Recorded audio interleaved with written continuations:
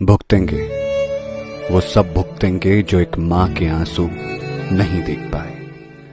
भुगतेंगे वो सब जो एक लड़की के भरोसे और जीवन से खेल गए। ये दानव हंस रहे होंगे कहीं, अपनी करतूतों पर खुश होंगे कहीं। हे इष्ट देव, अगर तू है इस देवभूमि में तो नामो निशान मिटा उन अपराधियों के बीच का, नहीं तो आंसुओं और रोष के अलावा हमारे पास बचा ही क्या है। हेलो दगड़ियों, नमस्कार और आप सभी को हैप्पी नवरात्रि और नवरात्रि के पहले दिन की आप सभी को शुभकामनाएं।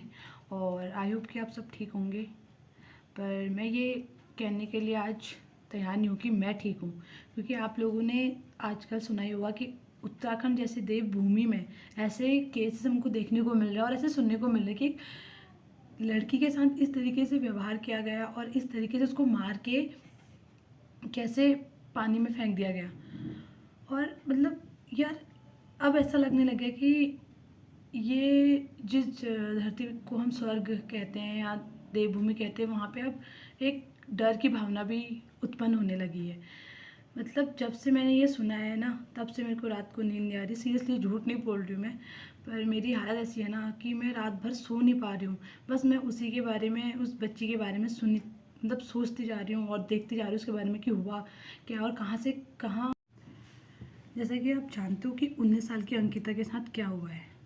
वो एक रिजॉर्ट में जॉब करती थी, वहाँ पे रिसेप्शनिस्ट थी और वहाँ पे जो ओनर था उसने उसका मर्डर किया है, मैं तो ये बोलूँगी, और उसको मार के पानी में फेंक दिया। तो मतलब इस केस के बाद ऐसा लगने लग गया है ना कि मतलब लड़कियों को पढ़ाना और नौकरी करना भेजना मतलब बहुत मुश्किल हो गया है। जहाँ बड़ी मुश्किल से हम लोगों को जॉब करने की अनुमति मिलती है, घर से बाहर जाने की एक परमिशन मिलती है घर वालों से ना, अब वो शायद घर वाले डरेंगे हमें भेजने के लिए। जहाँ अंकिता ने अपने घर की जिम्मेदारियों के लिए जॉब करने गई बाहर और उसके साथ ऐसा हुआ, और वो भी उत्तराखंड में। तो आप सोचिए, हम लोग अगर उत्तराखंड के बाहर भी अगर हम जॉब करना चाहें तो क्या हमारे घर वाले भेज पाएंगे हमको? नहीं, क्योंकि डर उनके मन में हमेशा बना रहेगा कि जैसे अंकिता के साथ हुआ कहीं हमारे बच्चे के साथ ऐसा ना हो। तो मुझे पर्सनली ऐसा लगता है कि इस केस को ना ज़्यादा आगे बढ़ाना नहीं चाहिए, इसको ना जल्दी से इसका दी एंड करना चाहिए। जैसे कि एक बार हमारे साथ ये घटना हो चुकी है कि हमारे उत्तराखंड की बेटी के साथ ऐसा घिनौना अपराध हुआ है और उसको सज़ा अभी मिलनी चाहिए। अगर अभी नहीं मिली ना तो जो नए पनपने वाले पुलकित जैसे लोग हैं, वो उनका जो क्या बोलते हैं उसको, उनका जो निडरता है ना वो बढ़ती जाएगी, कि उनको ये फील होगा कि अगर उस इंसान को कुछ नहीं हुआ तो हमको क्या होगा। तो नहीं, हमने सबके लिए एक मिसाल कायम करनी है कि नहीं, अगर कोई भी गलत करता है तो उसके साथ क्विक एक्शन लेना चाहिए। ये नहीं कि ईयर टू ईयर आगे टाइम को भगाते रहो और जो मुजरिम है वो अपनी ज़िंदगी फर्स्ट क्लास से जिए। जेल में रह के भी ना ये बड़े लोग जो होते हैं ना, ये अपनी ज़िंदगी अच्छे से जीते हैं, लेकिन हम गरीब लोगों के लिए ऐसा हो जाता ना कि एक दिन काटना बड़ा मुश्किल हो जाता। तो मैं उत्तराखंड सरकार और धामी जी से निवेदन करना चाहती हूँ कि अंकिता मर्डर केस की सुनवाई जल्दी से जल्दी की जाए। जैसे कि निर्भया हत्याकांड के मामले में हमने सुना था कि क्या हुआ है निर्भया के साथ, बट आरोपी पता होने के बाद, आरोपी को पकड़े जाने के बाद भी 7-8 साल के बाद उन लोगों को सजा हुई। और मैं पर्सनली ऐसा चाहती हूँ कि ऐसा हमारी अंकिता के साथ ना हो कि आरोपी का पता होने के बाद भी हम उसको 7-8 साल दें। प्लीज़ इसके लिए जल्दी से जल्दी सोल्यूशन निकालें। और हम सारे उत्तराखंड वासी, पूरे देशवासी यही निवेदन करते हैं कि उनको माफ़ी ना मिले, सिर्फ मौत की सज़ा मिले। जिस तरीके से अंकिता ने घुट घुट के पानी में मौत पाई थी, उसी तरीके से इन लोगों को भी फांसी की सज़ा मिलनी चाहिए। अगर आप फांसी की सज़ा कानून के द्वारा नहीं दे रहे हो ना, तो मेरे हिसाब से इनको पब्लिक के हवाले कर दो।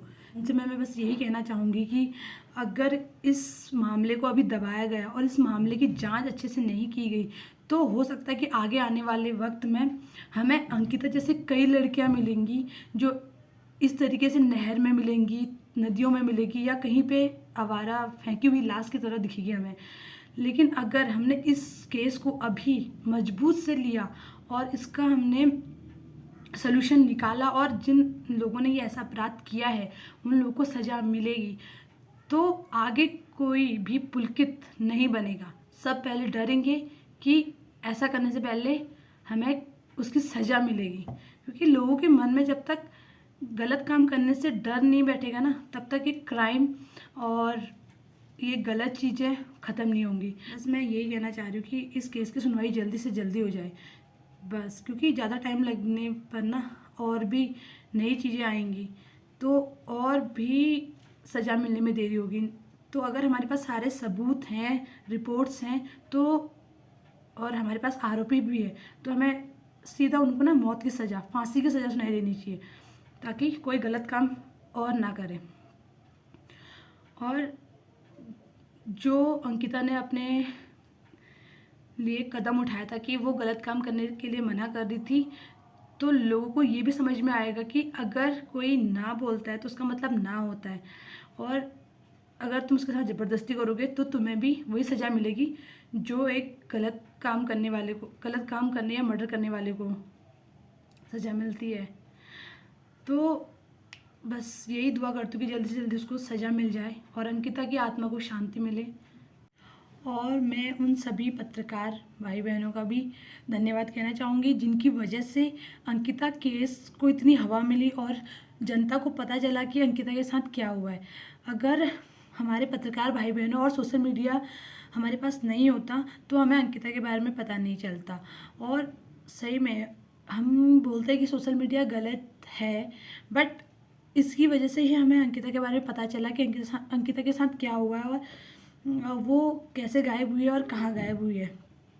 तो सबसे पहले हम सभी को, सारे देशवासियों को, उत्तराखंड वासियों को, रिपोर्टर्स, पत्रकार भाई बहन और जो सोशल मीडिया से जुड़े हुए लोग हैं जिन्होंने अंकिता के केस को इतना आगे बढ़ाया है और अंकिता के केस के बारे में हमें जानकारी दी है, उन सबका थैंक यू बोलना चाहिए।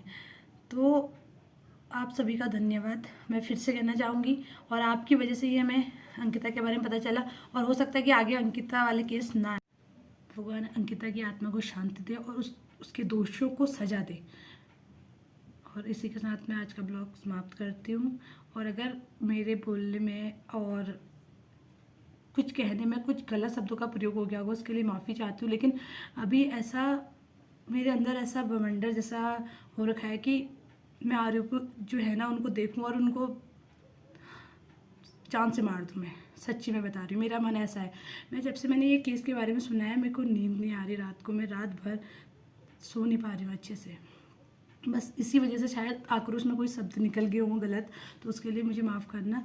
तो आज का ब्लॉग यहीं पे अंत करते हैं और दुआ करते हैं और माता रानी से विनती करते हैं कि दशहरे के दिन इन रावणों का भी वध कर दे। होप कि जब तक मैं अपना नया ब्लॉग शूट करने जाऊं उससे पहले अंकिता के दोषियों को सज़ा मिल जाए।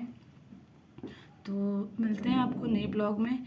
आई होप कि तब तक सब ठीक हो जाए, तो अच्छे से वीडियो बनाएंगे आगे को और आपके साथ शेयर करेंगे। और अगर हमें कुछ इन्फॉर्मेशन मिलती है या हमें कुछ हेल्प करनी हो तो आप हमें मुझे बता सकते हैं। तो आपको मिलते हैं नेक्स्ट ब्लॉग में, तब तक के लिए बाय।